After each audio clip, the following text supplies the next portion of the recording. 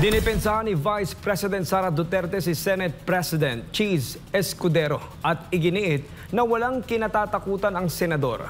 Kasunod ito ng pagkwestiyon ng ilang mambabatas kung natatakot o pinoprotektahan ba ng Senado ang pangalawang Pangulo sa gitna ng pagkaantala ng impeachment proceedings laban kay VP Sara. Si Jason Rubrico sa report. Sentro ngayon ng puna si Senate President Cheese Escudero mula sa ilang mambabatas. Ito'y dahil sa pagkaantala ng pagsisimula ng impeachment proceedings laban kay Vice President Sara Duterte na pinagdududahan ng ilang kongresista kung ito ba ay bunga ng takot o proteksyon mula sa Senado. Pero ayon kay VP Sara, hindi siya naniniwalang natatakot o pinoprotektahan siya ni Escudero. Sa halip, may nakikita umano siyang mga procedural lapses sa proseso.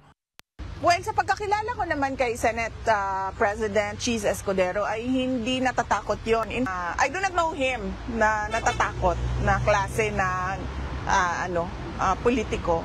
So, hindi ko lang alam saan nanggagaling yung sinasabi na takot si Senator Cheese Escudero. Hindi ko alam saan galing yan. So, ang pagkakaintindi ko ay madaming procedural lapses na nangyari na labag sa Constitution. Tungkol naman sa posibilidad na maitawid sa 20th Congress ang impeachment proceedings, sinabi ng Vice Presidente na isa rin ito sa kanilang kinu-question. Well, yan ma'am, kinu-question din namin yan. Yung pag-crossover from the 19th to the 20th Congress dahil ang composition ng House of Rep... Yung lawyers ko na lang magsalita ma'am kasi papagalitan na naman ako nila.